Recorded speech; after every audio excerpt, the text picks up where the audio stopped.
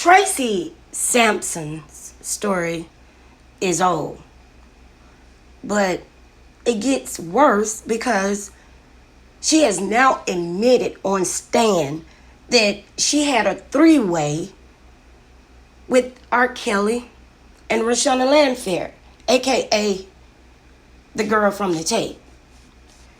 All of these people are wrong. All of these girls' stories have already been told. We just didn't know the magnitude of their story until they hit the stand. This is just wrong. Everybody is wrong. R. Kelly, the parents, the girls, his co-defenders, the people that extorted him, his enablers, his ex-wife. No one deserves immunity. There should be no immunity. All of these people should be sitting right beside R. Kelly. And the thing about R. Kelly is he's not denying being with these young ladies. That's what the people that are defending him are overlooking. What he's denying is they were underage. All of this is just wrong because during the time that these girls claim, most of them claim that these incidents happened, they were in middle school and high school. This is wrong. Everybody involved in this scandal is wrong. There's no denying that. There are no excuses for none of this mess. Everybody is wrong, starting with the parents. These people, children, were just out there, loose, running wild. And they knew about it. They went along with it. They took the gifts and the money. And some of these girls have already extorted R. Kelly and sued him. And now they're back. This is just wrong. Pauline, girl, you know you messy. So let me get this right. Pauline, girl, you continued a relationship with a man that was on trial for violating your friend? You lied about any knowledge of their relationship and your separate relationship with R. Kelly and the three-way y'all had together. Meanwhile, you attempted to extort the man. Pauline, girl, you are so messy. Whew, this is messy, child. And we have Neil. Poor Neil. Neil, baby, he didn't like you at all, okay? Neil, poor Neil. Neil said she met R. Kelly at the mall in 1996. She said she told him off top she was 15 years old. Imagine that. Let that marinate for a second. She said she told R. Kelly off top she was 15 years old the day after meeting him at the mall. Then, on the third day, somewhere up in there, third or fourth day, he picked her up from her mom's apartment in a limo. Neil, girl, your mama just like the rest of them. Neil, this is so messy. Neil said that was the day she laid up with R. Kelly. After that, she tried to contact R. Kelly. He rejected her phone calls. Then here comes the lawsuit. When Nia was unable to reach R. Kelly after he smashed her. Nia. So, Nia got BBS and sued R. Kelly. That's what it was, Nia. Just like Sparkle. BBS. And this is where you at now, Nia. Understand. Being messy. I just don't understand what part of this is worse. These people volunteered their lives, their services to R. Kelly. These are not victims. All of these people are one and the same. R. Kelly is wrong too. Don't get me wrong. But these people should be sitting right beside R. Kelly, especially the parents. This is messy.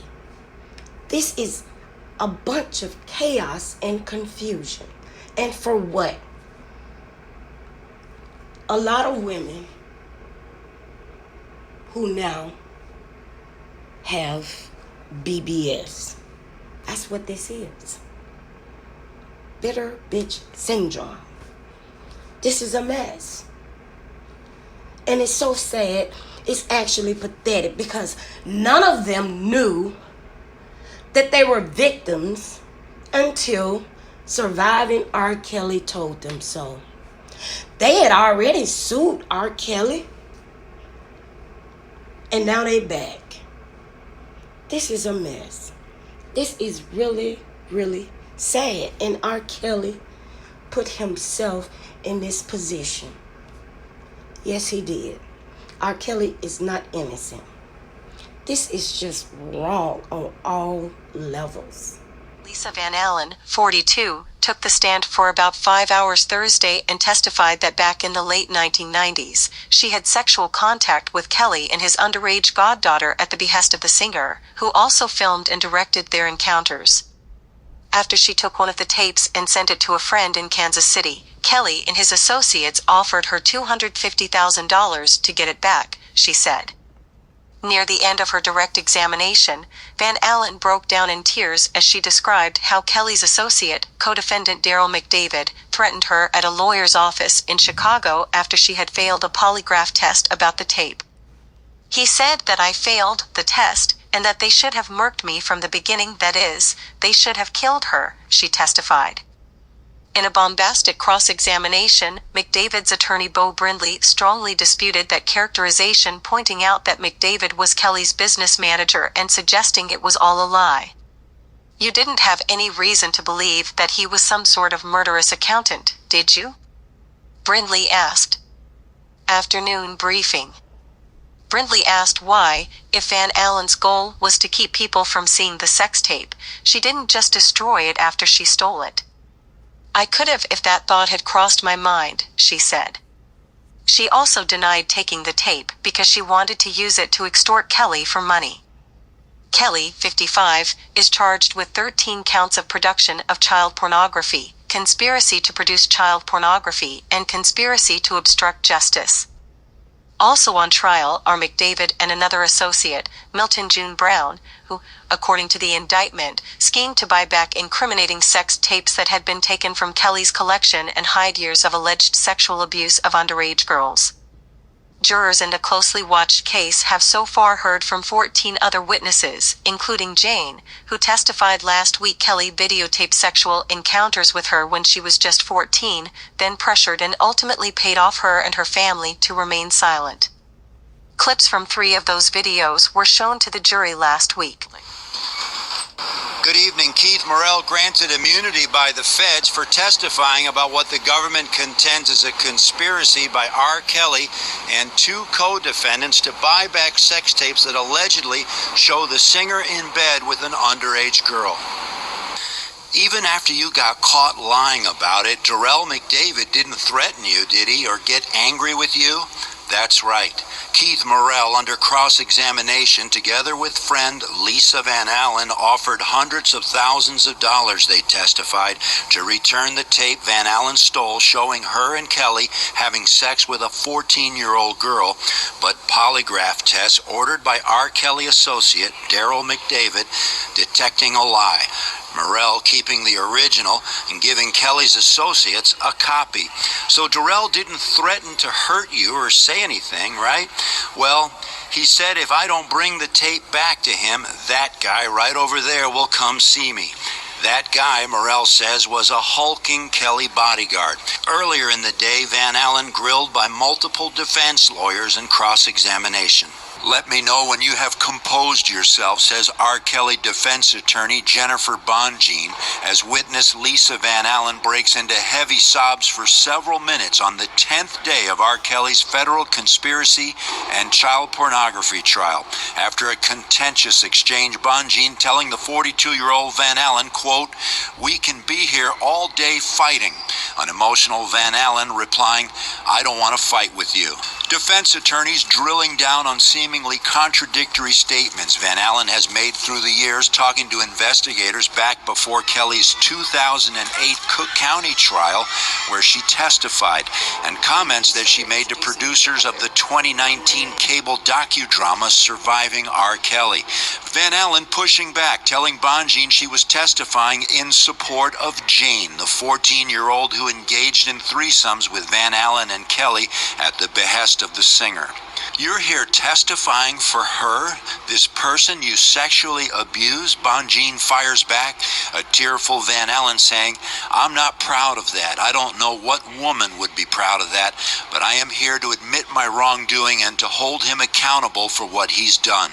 The visibly weary Van Allen admitting on the stand today that she didn't want to return to the federal courthouse.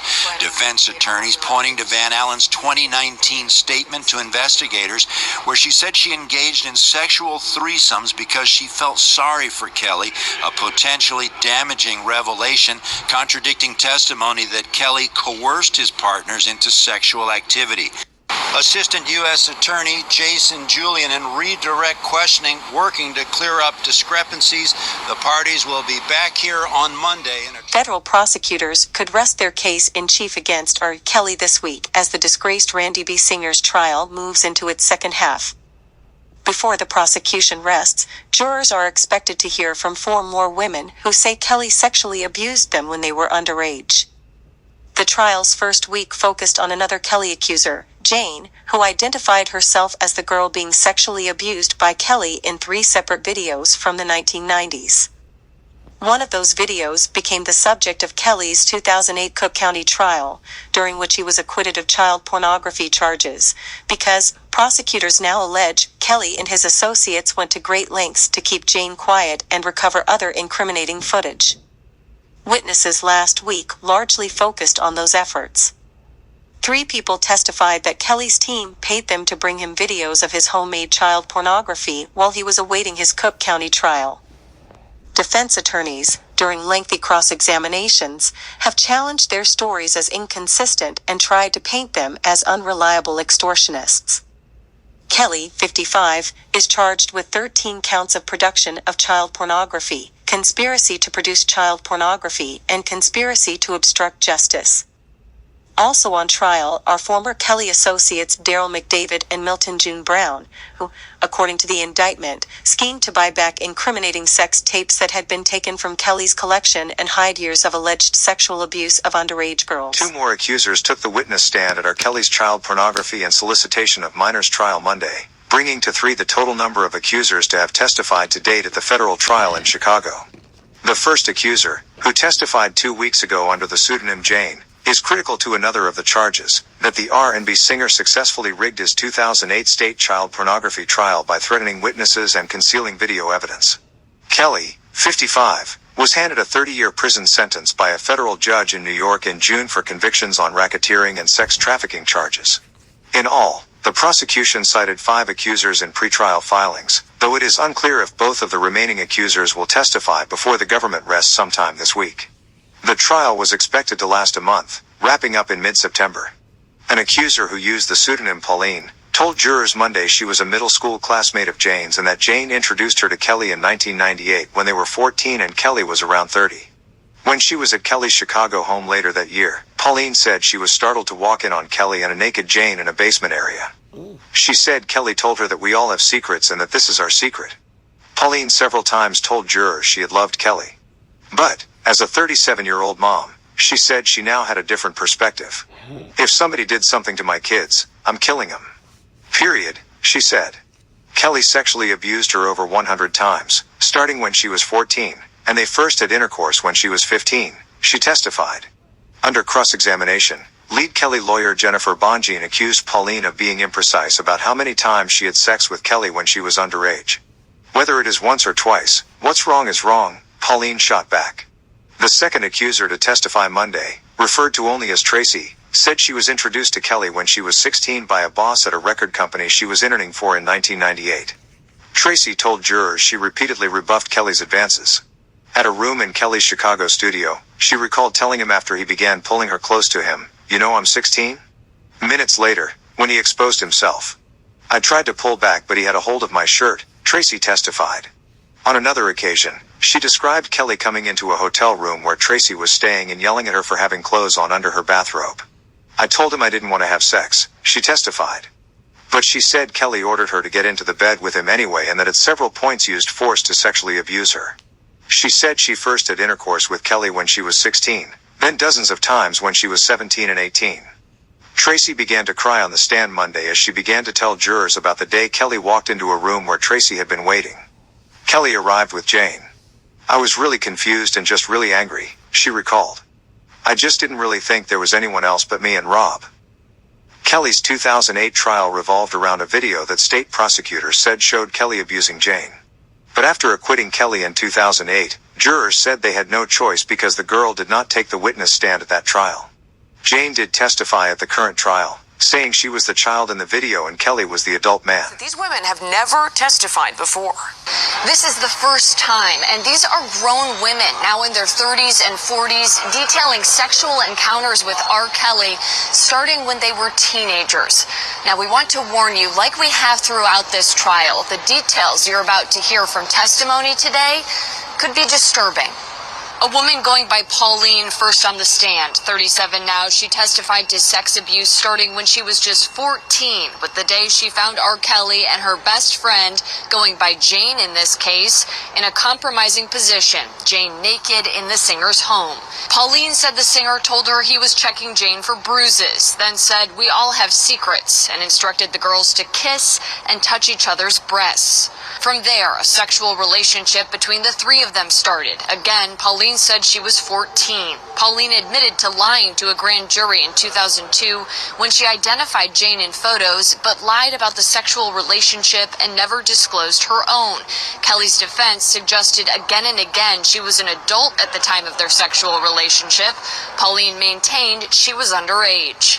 Tracy, the next woman to take the stand, was an off-the-book intern for an Epic Records exec. She says she met Kelly when she was 16, testifying to specifically pushing back against advances made by the singer, but eventually agreeing to stay at a downtown hotel with a friend and meet him there. Tracy detailed her first sexual contact with Kelly, oral sex, testifying she told Kelly she did not want to have intercourse more than once, but said he forced himself on her. Tracy testified their sexual relationship continued until she was 18. Grilled by Kelly's defense about her age at the time of the relationship and discrepancies in dates given on the record, asking her point blank about meeting Kelly in the spring of 2000 when she was 17 years old, not in 1999 when she was 16. Tracy said no. Tracy filed a lawsuit against Kelly in 2001 and was paid a settlement. His defense team pointed out today that that lawsuit states she was 17 at the time she met Kelly. Now, despite records and a signed affidavit, Tracy denied that was the case. Remember, 17, the age of consent here in Illinois.